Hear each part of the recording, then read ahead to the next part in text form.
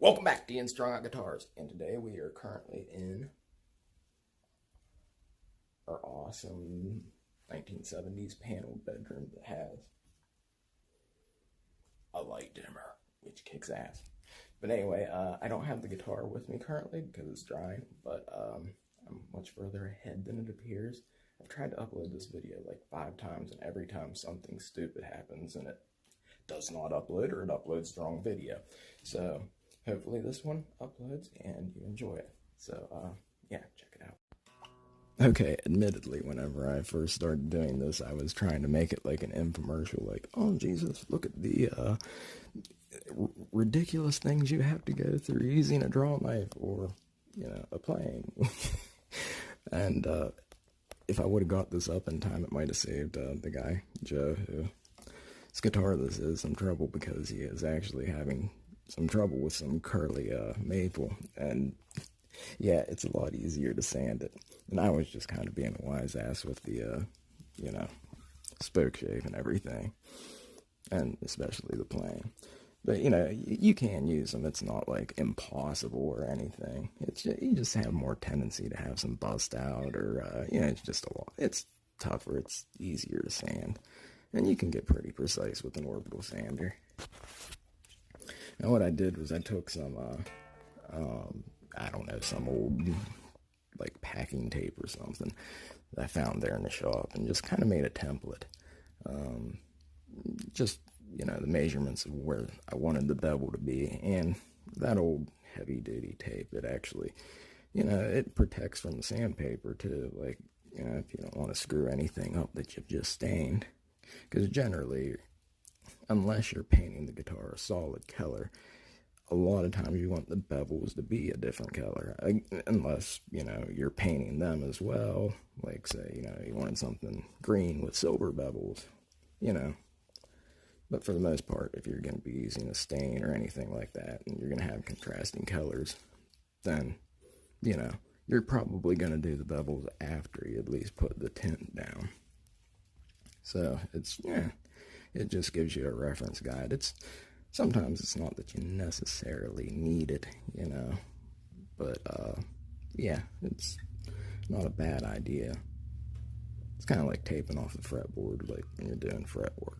You don't necessarily have to on every aspect, but sometimes it's a good idea, because you never know when you're gonna gouge the shit out of something.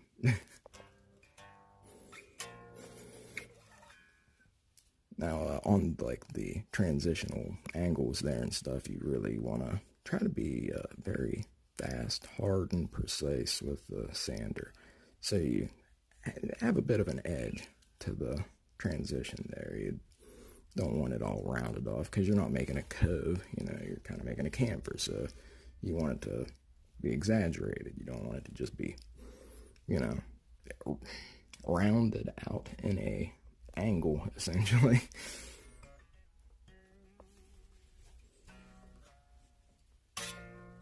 I've had so much trouble uploading this video. I've lost the goddamn commentary. I've lost half of the damn video. I put the wrong video up, and my god, I've tried this like 5 times. It's aggravating the hell out of me. It's been like a rough season, I guess. But hey, we got a really killer 70s looking bedroom now, which couldn't ask for like something cooler. This is where you really have problems, like right here. You'll run into problems like on the sides of like flame or quilt whenever you're, you know, trying to use a blade. You can, you know, I mean, you can, but it's easier and saves you some frustration if you're using, you know, a sander. This part right here is always kind of a pain in the ass, because, you know, there's not much of like a bevel to that. You don't want it to be like real sharp digging into your leg, even if you play standing up most of the time.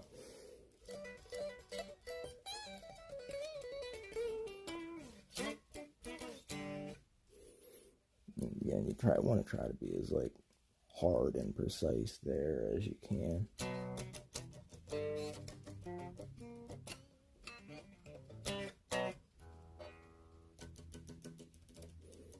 And there's here's what it looks like with all of them on. And there's the back. In case you haven't saw the back yet, I have some footage of that. How to get the colors, get it black and then have the contrasting purple. But it's kind of like a shame to put the bevels on after you've spent so much time trying to get that.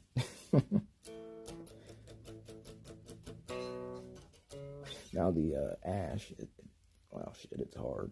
You always want to be careful there around your neck because, you don't want a big chunk took out of your neck or anything. You want like a smooth transition.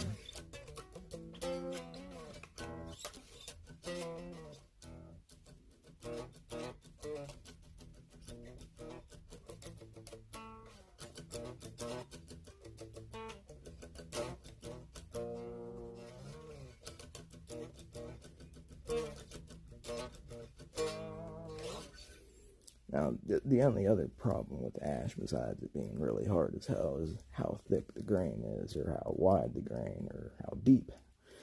Now, you can grain fill it, or dump a ton of paint into it, whatever you're going to do, but most of the times, like nowadays, a lot of places that offer, like a ash top, or anything like with contrasting colors to grain fill the ash after a stain, they're going to leave it to where you can at least, feel it, because it does take a lot.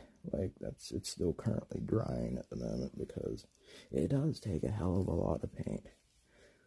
And then, you got to sand it down because you don't want, it to be too thick or you're going to spend forever. And, you just gotta be a little careful whenever you're dealing. Well, you gotta be careful how much paint you put on anything, I guess. I mean, there's, the Jackson Girls got me a while ago there's a bash in it, and, I mean, shit, there's like 1/8 of an inch or so on it, like, a lot. But, for the most part, if you're gonna do something that's, wants to show off what you have done and what the guitar is, and you're not trying to hide anything, because let's face it, ever since that dude stripped that old 57 gold top, and everybody's like, oh, look at that top, man, oh my god, look at all the flame on it. It's like, then they stripped the rest of it, and it was just like plain, like they had lost the other book matched half. It's like, yeah, a lot of times people use solid colors because they're trying to hide something. So, not always. I mean, in the 80s and stuff, a lot of times, people have been stripping a lot of old things and finding really neat shit under it, but sometimes you're finding, like, Bondo and 15 different pieces of wood. But yeah, that's pretty damn close right here. You want to be, again, push hard, be precise and deliberate, especially like on these small places to keep the transition sharp.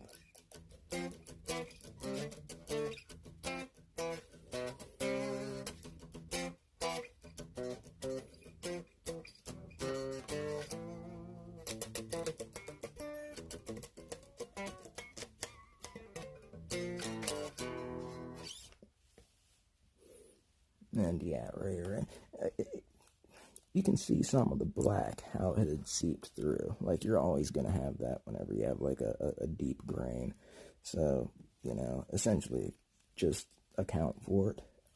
Or, do your bevels and then stain it if you don't want a contrasting color. Or if you're trying to do, like, a faux binding kind of thing. Just, do that. Seal it with some super glue if you can. Like, get a straight line just on the bevels, and then that way the black won't seep in or any darker color. But you're always gonna have a little bit.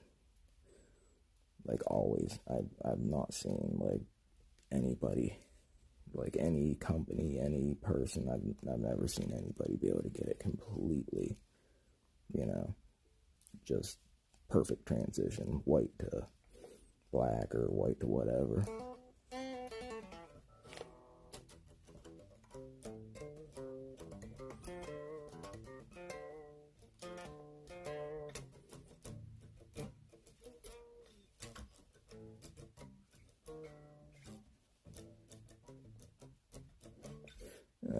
Like I said, push hard, sharp, deliberate for the transition. And you just start sanding up to, whatever you're going to do, 320 or, 220, whatever the hell.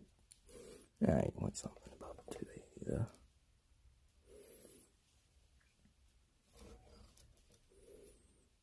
But yeah, you'll dig the way it looks now. It's all painted and the clear is drying. Everything looks pretty freaking rad, man. And we got all smooth edges. Because the ash, it's like slate. It's like a slate roof. And you can get it as smooth as you want, but, it's just that grain. It has like, the slate kind of effect. I have a video too of how to do the black and the contrast colors. Hopefully this goes up and, you enjoy it, and maybe I'll try to get that up. So here it is, man. This isn't the final look, but that's, how to do it, man. Thanks, guys.